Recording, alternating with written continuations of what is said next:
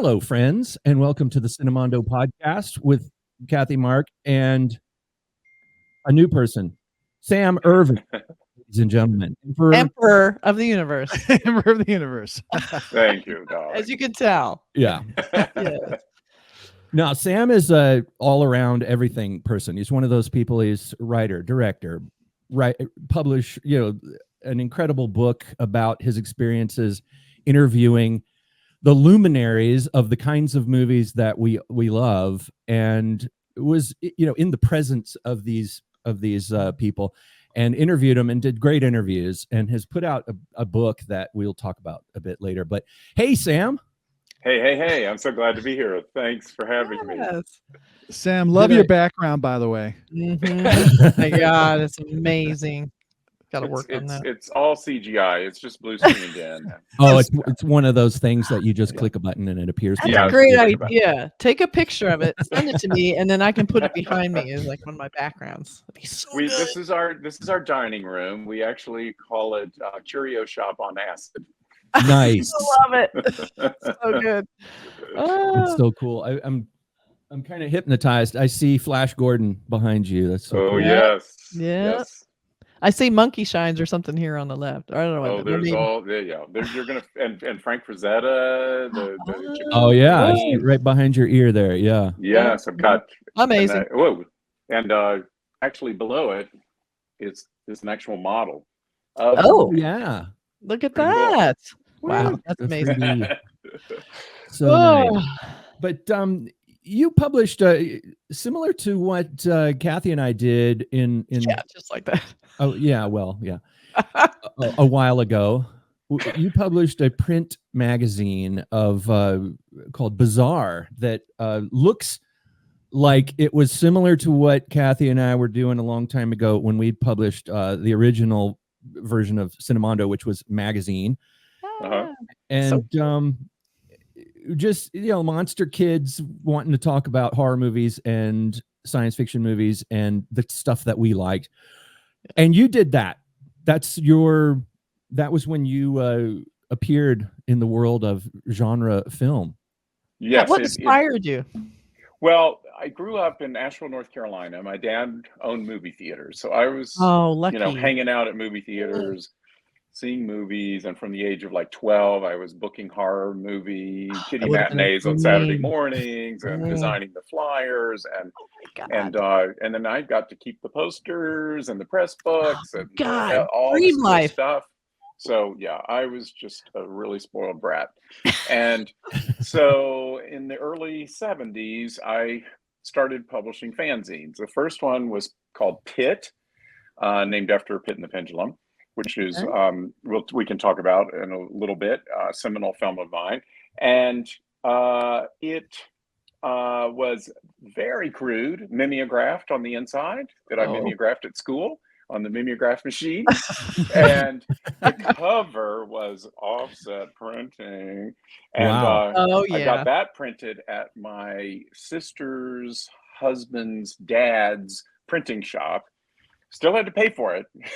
Oh, of course. It's my allowance. And and then staple them down the side. It was just 8.5 by 11. It wasn't a wraparound or anything. Very, very crude. And then I did a couple issues of those. I, of course, had in mind that it was going to be so successful that I would have a sister publication called Pendulum, but that never worked out. So many people asked me what Pit meant. I was like, you know what? Maybe this name isn't the greatest name for a magazine. So I changed it to Bizarre. That's a good name. Because I thought, my mom was a big fashionista. I don't know, it wasn't passed down, I don't think. But anyway. I think it was. Okay. Yeah. And she subscribed to Harper's Bazaar. And when I was trying to think of names, I thought Bizarre sounds very hoity-toity and fashionable and chic. And would be a little more sophisticated than Pitt. And so I just started over again with Bizarre #1 in 1972. And I did 4 issues. They were annual issues that I worked on during the summer, when I was out of school. And and they grew, each one got a little bigger, more professional, wrap around, color covers, all this stuff. And as a graduation present for when I graduated from high school in 1974, yeah, I'm that old, people. I bamboozled my parents into sending me to London so I could interview all of my horror royalty idols and for the fanzine. And I had already been corresponding with a lot of them with letters, and I even did some questionnaire interviews through the mail and things like that with Peter Cushing, Christopher Lee, Ingrid Pitt. And those were printed in the second issue of Bizarre. But by the third issue, I wanted to meet these people in person. And so I went over there in the summer by myself, 17, and Christopher Lee, I wrote to him and said, I'm coming. And he wrote me back and gave me his number, like that would ever happen nowadays. Yeah, I know. It's and different times, said, just call me when you get here and we'll have lunch. And I'm like, oh, okay. So I did. I called him, and he was like, well, I'm working. Would you mind terribly coming out to Pinewood Studios and to have lunch out there? Oh, no, I can't do that. Yeah, I can't bother. Sorry. Yeah. I can't bother. So I show up, and I didn't want to keep him on the phone. There's no internet. There's no way to find out really what he's doing. And I didn't feel like I wanted to start interrogating him about stuff over the phone. I wanted to do it in person. Yeah. I was hoping he was working on a horror film of some sort. But when I got there, I quickly learned that he was shooting a little film called The Man with the Golden Gun. That little thing? That little indie film. Old thing. Oh, God. So what a disappointment that must have been. It was a huge disappointment. So, he had been broken for lunch early. They'd finished whatever scene he was doing.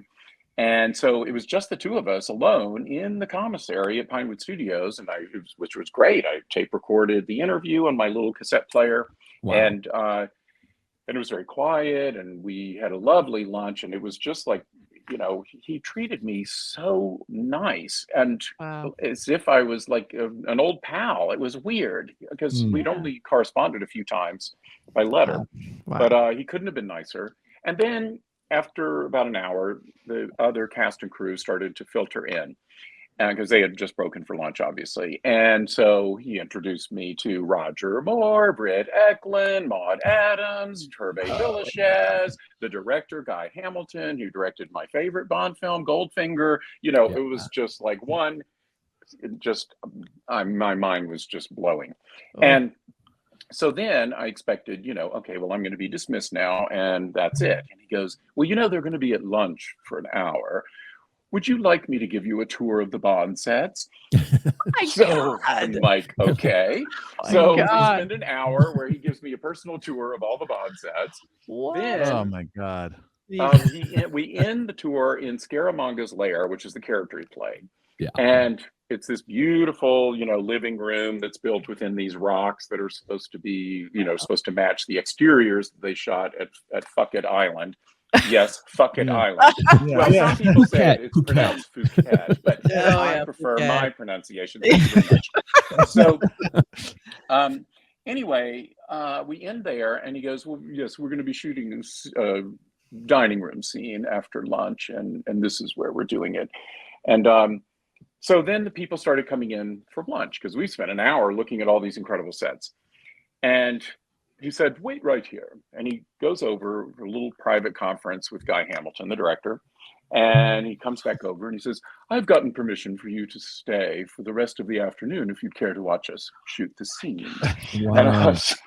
So I did. And it was absolutely incredible. And during a break, Christopher Lee sitting at the head of the table, and it's so funny. The scene was, it was the classic scene where Bond and the villain are sitting across from each other, and basically James Bond said, you could have shot me dead, when I landed my plane on the beach, and and Christopher Lee is like, well, but that wouldn't be nearly as delicious as taunting you for an hour, and and letting you have chances to escape. Yeah. And, As we do in the film industry. All good villains. Do. Exactly. We love And so they're countdowns having this as well. great conversation, and sitting also at the table in between them, is Britt Eklund in a bikini, who has, and it's a 5-minute scene, who has no lines whatsoever. Just eye candy. That's it. Right. Yeah. And even Hervé Villechaize had a couple of lines. He came in as the butler and was serving them and stuff.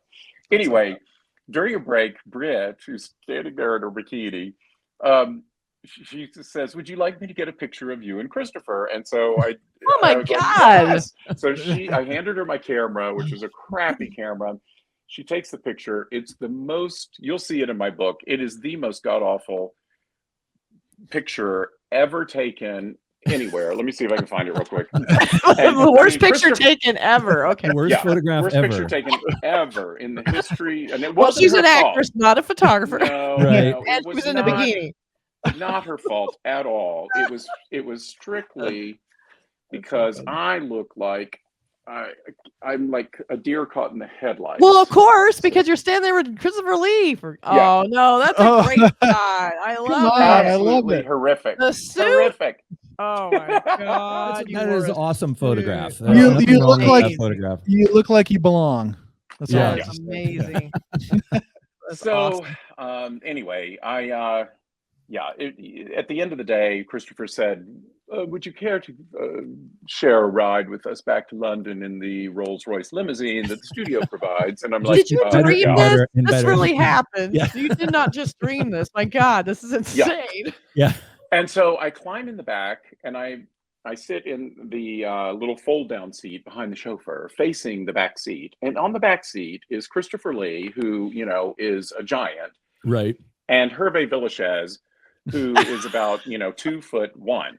Wow. And so already we have a little bit of contrast going on here. And Hervé is 10 sheets to the wind, swigging out of a bottle of Jack Daniels. And Party. he starts to regale us with all the stories of the prostitutes that he's hired since he's been in London. And going into graphic detail. Oh God. With a very heavy lisp, as he Right. has. And he was peppering every sentence with the word pussy. Oh God. Well, whenever he said pussy, Christopher Lee started to giggle, started to laugh, started to double over in hysterics.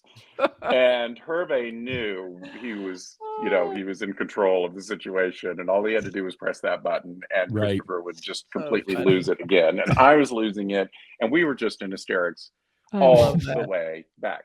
And for a kid who grew up watching Christopher Lee play Dracula, who's I don't recall ever seeing Christopher laugh. Right. This was a completely different Christopher Lee that I was used to, and it was absolutely hilarious. And I just remember when we dropped him off at his house at 45 Cadogan Square. I remember it to this day, and it was the same street that Boris Karloff lived on when he was alive. He had passed away in '69, but they were neighbors. And anyway, I just remember as the limo was pulling away, I'm looking out the back window, and Christopher is holding on to the wrought iron gate, just doubled over, getting it out of his system before he has to go in and face his wife and not want to tell her what he's laughing about. Right. And So funny. yes, I was corrupting the 17-year-old boy by allowing Hervé Villechaize to All these pornographic stories. Yes. That's hilarious. So, Welcome anyway, to England. So Oh my God. you would think that for most fanboys, that would have been enough for one day, but you would be wrong. Oh no. What? I got back to the hotel. I freshened up. I decided that I wanted to go see on the West End a live play performance of Pygmalion because it starred Diana Rigg as Eliza Doolittle. Now, Diana Rigg, of course, Emma Peel from The Avengers, the Bond girl in On Her Majesty's Secret Service. I will always be in love with her. Me too. Yeah. Absolutely adored her. My wife didn't But hear she that. played Vincent Price's daughter in Theater of Blood, which is one of my favorite movies. Yes. And I was dying to interview her, and I wasn't able to get her through her agent or anything. So I thought, all right, I want to see her do the play anyway, but I'll go to the stage show after, and maybe I can get an autograph, and I can try to talk to her about doing an interview. So I get to the theater, and there, of course, I don't have a ticket. It's completely sold out for weeks. I figured there'd be somebody outside selling a ticket, like normally happens, because somebody didn't show up or whatever. And yes, there was somebody selling a ticket. I snatched it up. I went in. It was an incredible seat, like seventh row center in the orchestra. I sit down and I hear this very familiar laugh behind me. No. I turn around and it's frickin' Vincent Price. And before I could open my mouth, he goes, "Sam, what are you doing here?" What? I had met him a couple times. We'll talk about that in a minute. The charmed life. My God. I explain that I want to meet Diana Rigg, and he's like, "Oh, well, you're coming backstage with me because we're going to go see her. And by the way, let me introduce you to my new fiancée, Coral Brown." Now, Coral Brown was one of the critics whom he kills in Theater of Blood. That's right. And Coral Brown is, Diana Rigg is the one who introduced the two of them before Theater of Blood even started shooting. So they were like happy as clams, the whole threesome. And they took me backstage, and we just had a blast. And Diana, of course, he says, "So Diana, you're going to have to grant this young man an interview for his fanzine." And what's she going to do? And she totally put on the spot. Right. And said yes, and asked if I would come back on the day where she was doing a matinee and an evening performance, and she would hang out in the dressing room in between, and that's when we do it. And we did. But I mean, that was the most thrilling day of my entire life, obviously. Incredible. Oh my God. That's totally crazy. That just sounds like you just made all that up. But I know you didn't. I know. That's like it does sound like it's made up. Wow. But at any rate, and so the magazine, I did a bunch of interviews that summer, and then it was so successful for the 4th issue of Bazaar, I got my parents to send me back to London to gather even more the next summer, where I got Donald Pleasance and a whole bunch of others. And so I collected all 35 of these interviews just recently, because they are the most incredible sort of time capsules of these people talking about these things while they're still at the top of their game and the height of their career, in the middle of it. Before, it isn't like talking to somebody 20 years later where they're looking back and they've honed the stories and they've embellished them and they've, or homogenized them, or especially nowadays, everything's so politically correct. Everybody's afraid to say anything about anything. These were unfiltered. I mean, they were just saying whatever came to their mind. And they're great interviews. And so I collected all 35 of them into this book, I Was a Teenage Monster Hunter: How I Met Vincent Price, Christopher Lee, Peter Cushing, and more. Now, I started to write the introductions to each of them to explain how I bamboozled each one. And the stories were great. It was just like the one I told you with Christopher Lee and whatnot. And then I thought, well, I kind of have to set up how I started the magazine and my monster kid childhood. So it really became half of a coming of age memoir as a monster kid and these interviews. So it's kind of a hybrid book. But that's amazing. Love it. And the artwork at the bottom by the great Dan Gallagher is a spoof of the Frank Frazetta lower part of the Fearless Vampire Killers poster. Yes. Right. Where they're in a, using a coffin as a bobsled coming down from the mountain, coming down from this snowy castle, and all the monsters are running after them. And so that's me in the bobsled. And anyway, with your microphone. It's very cool. And and my dear friend Elvira, Cassandra Peterson, did the foreword, and I'm very proud of it. It's only 400 color pages with hundreds and hundreds of photos, and it's amazing. That's great. No, so anyway, I can endorse this book. It's what I loved when I was young, when I would get Famous Monsters of Filmland and Fangoria and things like that, where it's just like page after page and you can't stop reading it. Seriously, it's like full of pictures and stuff. It's the book I wanted to read. Exactly. Where can you buy it? Tell us. Now, you can get it on Amazon. All my books are available on Amazon worldwide, on hardback, paperback, ebook, and audio book. Audio. Now, you're going to need the print edition to see all the photos. Yeah. Right. So you kind of need both to get the full experience. So buy both. I narrate the book. But all of the interviews, I got guest stars to come in and do the answers. I ask the questions, and then the other actors do the answers. Oh, that's funny. And anybody who was still alive came back. What? Wow. Jane Seymour, Stephanie Beacham, Linda Hayden, Madeline Smith, Chloe Franks, all these great people. And then for the people who had passed away, I got other actors to step in for them, like for Diana Rigg. Juliette Mills, the sister of Haley Mills, of course, Sir John Mills, Nanny and the Professor, and all. Nanny and the Professor, Tabitha on Passions. Wow. She knew Diana Rigg. They had done a play together back in the '60s on the West End, and she said, "Could I do Diana?" And I'm like, "Of course you could do her." And then her Juliette's husband is Maxwell Caulfield of Grease 2 and the Colbys and stuff. And he ended up doing Ralph Bates and Shane Bryant and stuff. So we have some really cool guest stars. And of course, Elvira narrates her forward. And so I really highly recommend the audio book. Let me read it to you, darling. We'll just have you in a recurring series of reading your book. Yeah. Exactly. That's amazing. What a charmed dream life that sounds like. I mean, and how did you take that from the fanzine, the magazine, into sort of a career in filmmaking? How did you make that bridge? Because that's not that easy to do.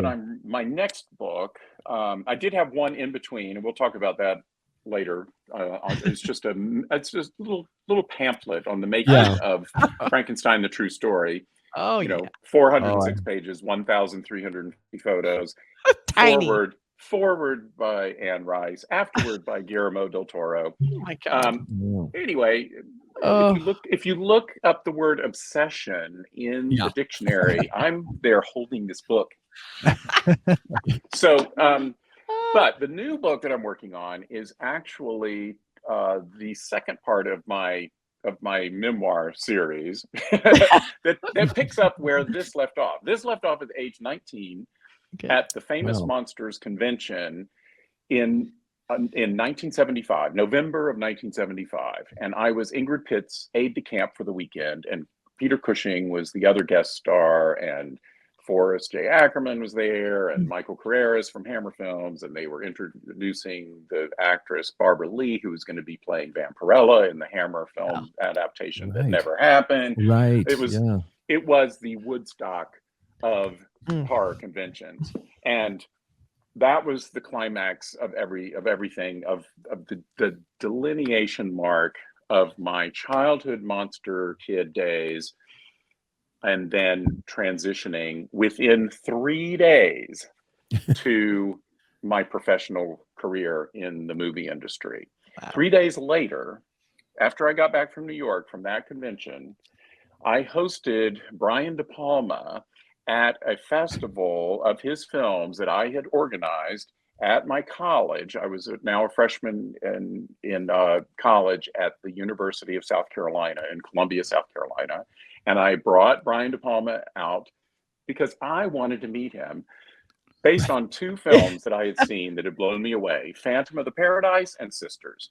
I just thought, this guy is going places, people. And he was, at that time, he was in early stages of prepping Carrie, which nobody knew anything about other than just being a Stephen King book.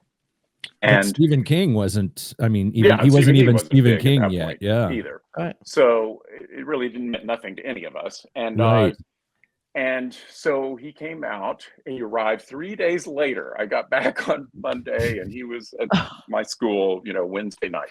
So I met him, hosted him the weekend. I ended up, then of course, Carrie comes out. That's his big, huge breakthrough. Yeah. That's his, Star Wars or Jaws or whatever. All his buddies were having these huge breakthrough movies, and Carrie was the one for him. And it not only did an amazing business, but it was nominated for Best Actress for Sissy Spacek, Best Supporting Actress for Piper Laurie. I mean, that just didn't happen very often to horror films. Right. And so I was like, ka-ching, I really did hitch my wagon to the right guy. He really is going places. And so I had his number. I called him up and I said, so this next film I hear you're doing called The Fury, the big budget, 20th Century Fox movie, another telekinesis theme. They were going to be shooting in Chicago in the summer of 1977, which would be between my junior and senior year of college. And I called him up and I said, could I come up and work on it?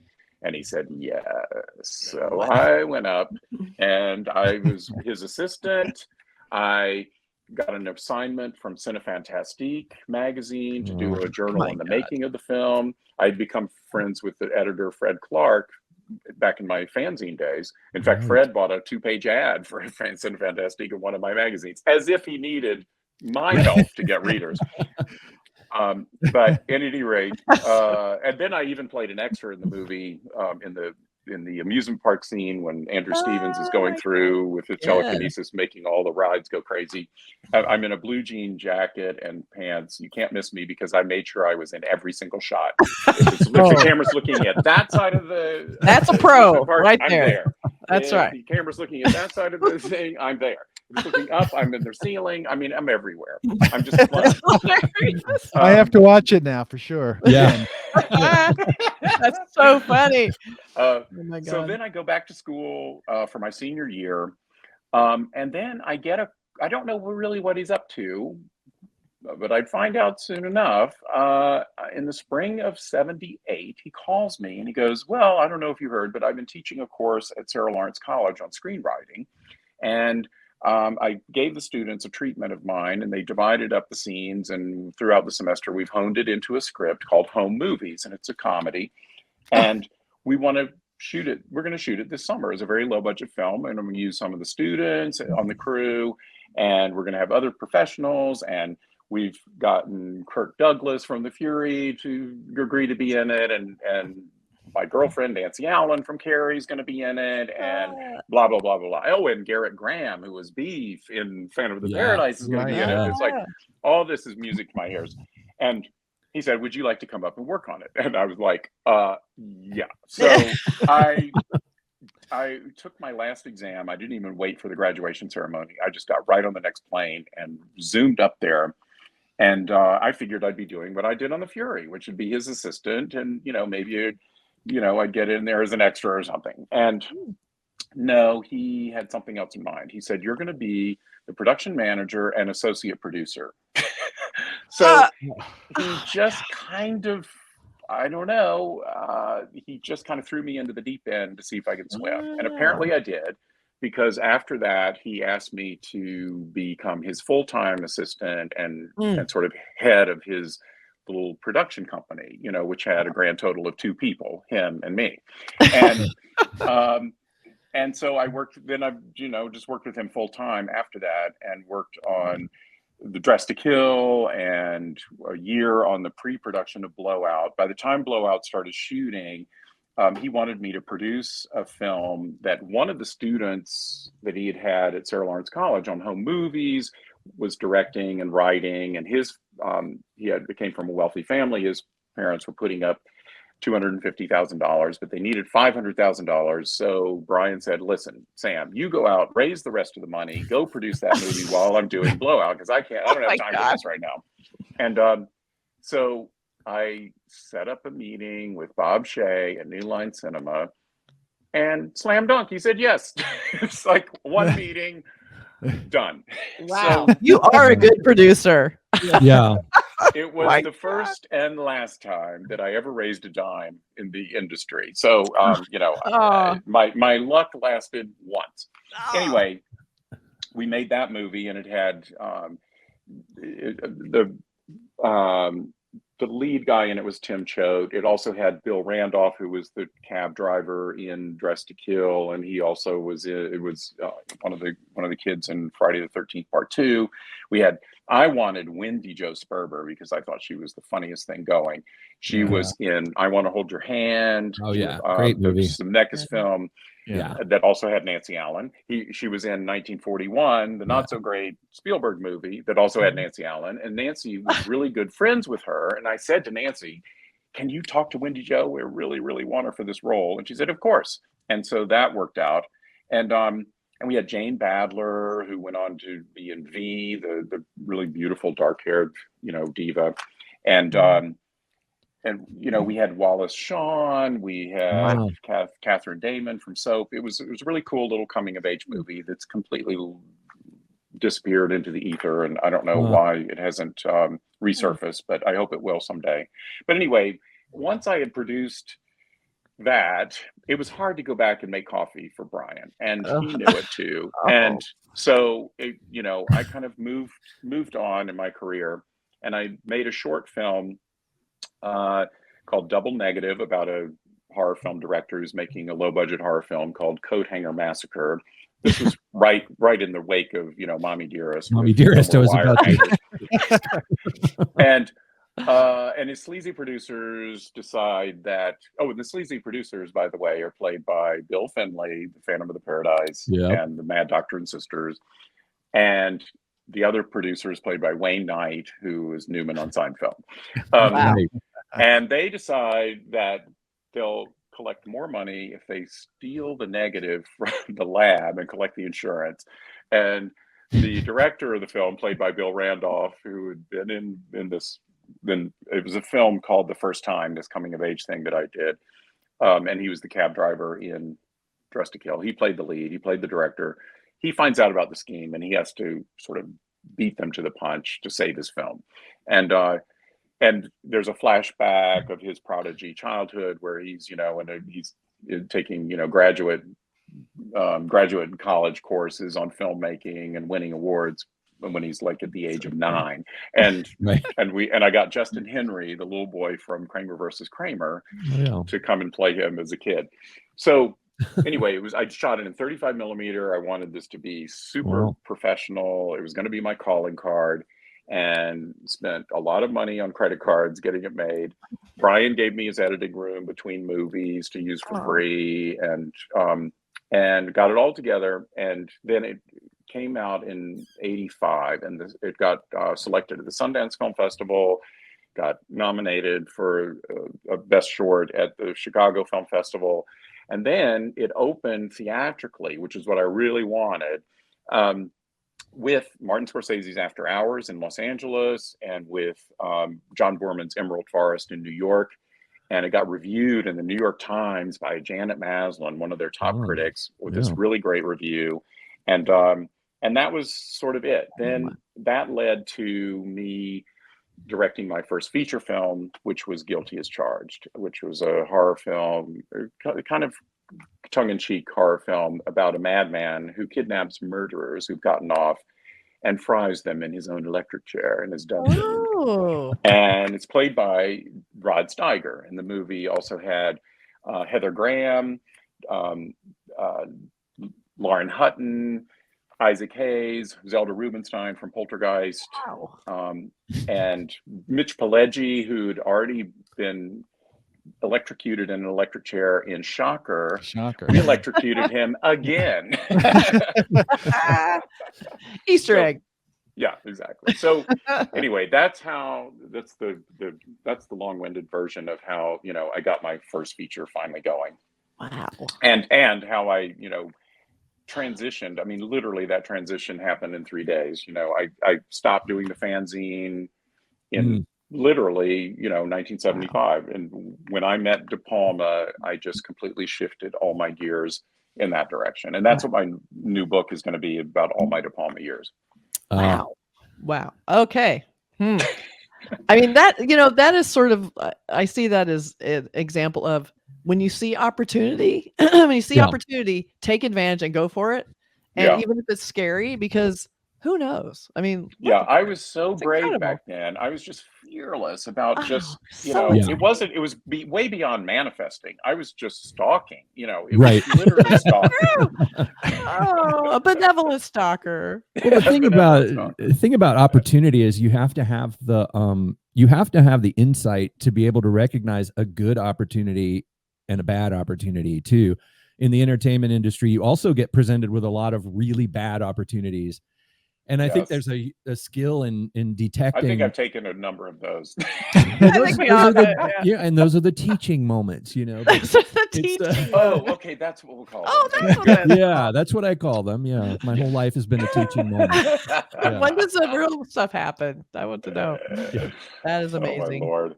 I love that. That is a fascinating, story of the progress, and it's like a dream for so many people that love those kind of movies to actually find themselves involved in the making of them or around the making of them. And I wonder, when you visited the set of the Bond film, was that the first time you'd ever been on a working set? No. How much time do we have? God, there's so many stories I want to hear this. Okay, so we can have a part 2. I know this story. Okay, well, when I was 8 years old, my dad took the family on a road trip out west to see all the sights, the Grand Canyon, Disneyland, blah blah blah. But he got us a VIP tour at Warner Brothers, and I walked onto the set of Blake Edwards' The Great Race, and my eyes popped right out of my head. Yeah. They were shooting a scene in a giant tank of water with an iceberg. Whoa. With Natalie Wood, Jack Lemmon, Tony Curtis, and Peter Falk on the iceberg with 2 antique cars, with wind machines and wave machines churning up the water and snow machines. And I just thought, as an 8-year-old naive kid, I thought if they had wanted to shoot an iceberg in a storm, they'd have to go up to the North Pole and wait for a storm. And, I had no idea this was being created on a soundstage, for heaven's sakes. And it was just unbelievable. Wow. So then the rest of the day, we visited other places at the lot, and I went on the set of Two on a Guillotine. And watch them do a rear screen projection scene in this ride with Dean Jones and Connie Stevens. And then they took me to this stage where again they were doing a scene for The Great Race, where it was a miniature of Jack Lemmon, who played the villain in it, Professor Fate. He had this lair that looked like the Addams Family house up on a hill, and it was just a model about 6 feet tall. And I remember the workmen standing up there, like working on, one of the chimneys or something. And it was about their height. And at the bottom of this hill, in the foreground, was a full-size gate and sidewalk. And so in the scene, a guy comes up to the front of the gate and goes in and starts to walk toward the house, and then they cut away. Well, I'm sitting there thinking, as an 8-year-old kid, no, this is not going to work. That just looks like a model house right in front of us. It's right there. I can spit on it.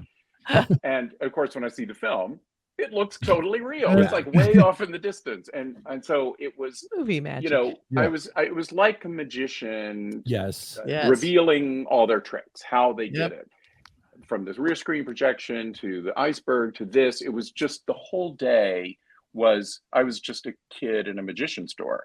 And so I decided that day I wanted to be a director. I mean, that was it. My dad had a home movie 8mm camera, and I just snatched it out of his hand and never gave it back. And when we got home, I started making little Dracula movies, and with my brother wearing a black beach towel and the tape, and we had the plastic fangs and the ketchup, and then I decided I saw this used car dealer that my parents knew. He was selling an old hearse, which I borrowed for a film. But in the back of the hearse, he had built this really cheap wooden coffin, just the angular kind, just like the one that I'm that I'm bobsledding on this. Oh yeah, there you go.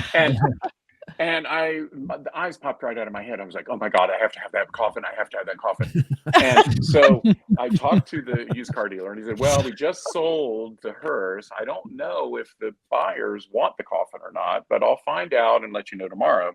He called up and said, they don't want it. You can have it. So lucky. yes. So I'm like, Mom, yeah. oh no, call one of our friends with a station wagon. I need to pick up something. And she's like, what? And I'm like, a coffin. That was an easy call to make, you know, to a friend. Oh, you know, could you help my son pick up a coffin? So I kept that in my room as a coffin table. And and I used the interior for my collection of famous monsters and everything, so it was very useful. But when I would be making a little 8mm film, I would empty everything out and use it as set dressing. And that is so funny. But anyway, that's the turning point of you know, me wanting to be a director for sure. Do we have time to talk about the film that started this all? Sure. Yes, please. Yeah. Okay. Yes. All right. When I was 5, whenever my sisters had to babysit me, they just babysitted me in my dad's theater, and we would look at whatever film he was showing. And that week happened to be The Pit and the Pendulum, the Vincent Price, Roger Corman, Edgar Allan Poe movie. It was 1961, first run. Wow. Yes, I'm that old. And at 5 years old, that's the first horror film. It may not have been the first one I saw, but it was certainly the first one I remember. Wow. And it just freaking blew me away. I mean, I fell in love with Vincent Price. That turned into a lifelong, you know, friendship. And I fell in love with Roger Corman. I fell in love with the Edgar Allan Poe movies. Just the whole thing was unbelievable. And I was so mesmerized by the idea that someone had created a pendulum blade that could slice people in two. I mean, that was like, what? Who thought of that? I want one. So flash forward to I'm about 13 in school, junior high school, and the teacher says, we want, she assigns us to do monologues. And of course, she has in mind Shakespeare. I'm allergic to iambic pentameter. And I raised my hand and said, could I do something else? Could I do Edgar Allan Poe? Because I thought that sounded academic. That's right. And she bought it. Wow. She's classy. So I ran home. This is, you know, in the 60s, long before home video. Right. Nobody had movies or anything. But I had a collection of reel-to-reel audio tapes that I had made of horror films off of our TV, just with the microphone. And I had Pit and the Pendulum all recorded on a reel-to-reel tape. Wow. So I transcribed Vincent Price's monologue from the end of that film. And I went in the next day and I said, do you know where you are, Bartolome? You're about to enter hell. Hell, the netherworld, the infernal region, the abode of the damned, the place of torment, Gehenna, Naraka, the pit, and the pendulum, the razor edge of destiny, thus the condition of man bound on an island from which he can never hope to escape, surrounded by the waiting pit of hell, which must destroy him finally. And I got an A. So, nice. Very well done. And you remember that. No idea that those words were really the screenwriter, Richard Matheson. But I wasn't going to tell her that. And you said hell in school. Yeah. So a year Richard later, Matheson is 14, up there with Poe, in my opinion. Yes. Maybe even higher. Yeah, I would say so. So a year later, I find out that there's a production of Oliver that's going to be performed on stage in Atlanta, Georgia, which is only a 4-hour drive from Asheville, North Carolina. And the role of Fagin was going to be played by Vincent Price. Yes. So I held a gun to my mother's head and said, you are driving me to Atlanta. And we go there. And after the show, I go backstage. There's a line of fans. He was always incredibly sweet to his fans. He would talk to every single one and give everybody their moment. And I came equipped with a flyer that I had made when I was 12 of the Vincent Price, Edgar Allan Poe, you know, series of kiddie matinees that I had done. And so when it was my turn, I introduced myself. I said, I'm Sam Irvin. He goes, oh, like the North Carolina senator. And I go, well, I'm from North Carolina, but the senator spells his name E-R-V-I-N and mine's I-R-V-I-N. but it's pronounced the same. Well, Senator Sam Irvin was very famous, Democrat senator, been Watergate. there for Watergate forever, stuff, and yeah. became, the chairman of the Watergate Committee. Anyway, that made an impression. Then I showed him the flyer. That made an even bigger impression because he's like, "You made this when you were 12," and I'm like, "Yep." Seriously. A big whopping 2 years earlier. And I said, "And I also happen to know your monologue from the climax of Pit and the Pendulum." And he said, "Oh, you do not." And I go, "Do you know where you are, Bartolome? You're about to enter hell," et cetera, et cetera. And all the other fans that were in line, as soon as I finished, they all applauded. So that's amazing. I couldn't have made more of an impression on Vincent Price the first time I met him. Wow.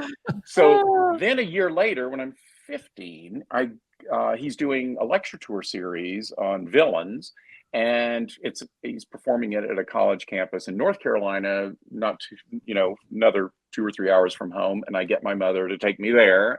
And so I meet him a second time. Well, he goes, as soon as he sees me in line, he goes, "Sam, what are you doing here?" Oh, wow. And then he turns to the other people in line and he goes, "This young man knows my monologue from Pit and the Pendulum." And he winds me up like his little performing monkey and gets me to do the monologue. Now, what I didn't tell you about the Diana Rigg Vincent Price meeting is that when Vincent Price took me back to meet Diana Rigg, he said, "This young man knows my monologue from Pit and the Pendulum," and made me do it for Diana Rigg. And you still remember it. Yeah, So, if you'd think, okay, I've gotten plenty of mileage out of that. Just saying, that worked well. I haven't milked it all the way yet. Flash forward to 1999. Now Vincent Price is no longer with us and passed away. Cassandra Peterson calls me up. She loved my first film, Guilty as Charged, and she said, "I'm considering you to direct my second Elvira film. We've been turned down by everybody in town, and my husband and I are just going to finance it ourselves. But we want to. My husband's really, wants to make sure we make the right decision on the right director. So please come up to our house for a meeting." And I go up there, and she hands me the script, and she goes, "Now this is Elvira's Haunted Hills, which is a spoof of the Vincent Price, Edgar Allan Poe, Roger Corman movies like Pit and the Pendulum. Are you familiar with those? Have you seen that one? Do you know where you are, Bartolome? You're about to enter hell, whatever." I do the whole monologue for her. The whole time I'm doing it, her head is cocking slowly, like I've lost my freaking marbles. And when I'm done, she says, "You're hired." Oh my God. And literally, that's how I got that job. And that's incredible. Was the most fun movie I've ever directed.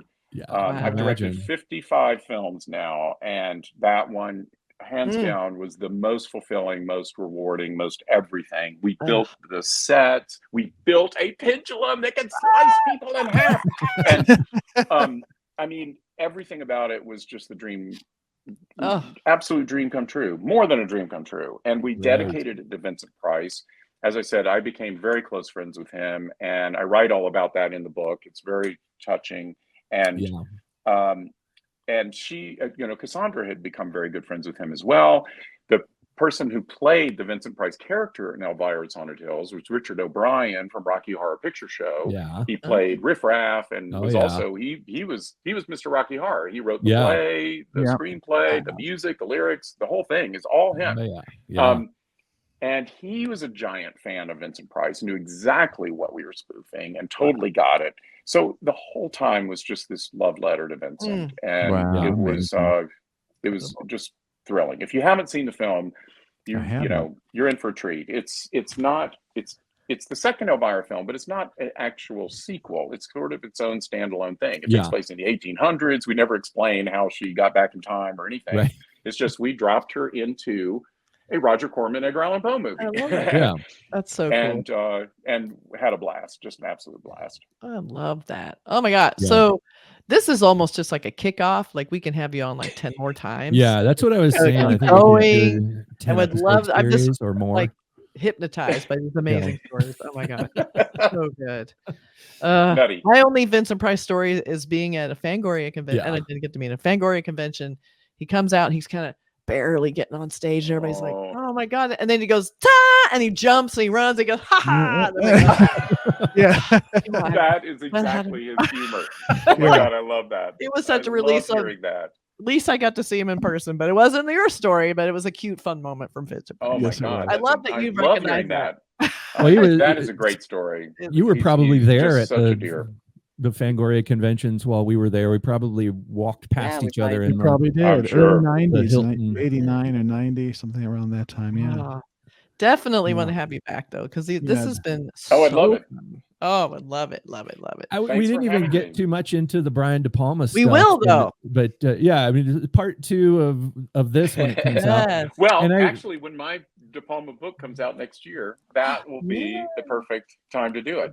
Yeah. And I also want to hear more about the Frankenstein book, because I love that film. That was something to me. Yeah, for people who don't know, it was a 2-part miniseries in 1973 on NBC, all-star cast. It was just an amazing movie changed my life when I saw that movie. Yes, all of us, everybody who saw it at that time. It was the water cooler talk for weeks. It was. And it just blew me away on so many levels. And so I've tried to. This came out last year for the 50th anniversary, and I actually did a 50th anniversary screening in London with Leonard Whiting there for a Q&A that I did with him. Cool. Who played Dr. Frankenstein. For those who don't know Leonard Whiting, he was Romeo in Zeffirelli's Romeo and Juliet. Right.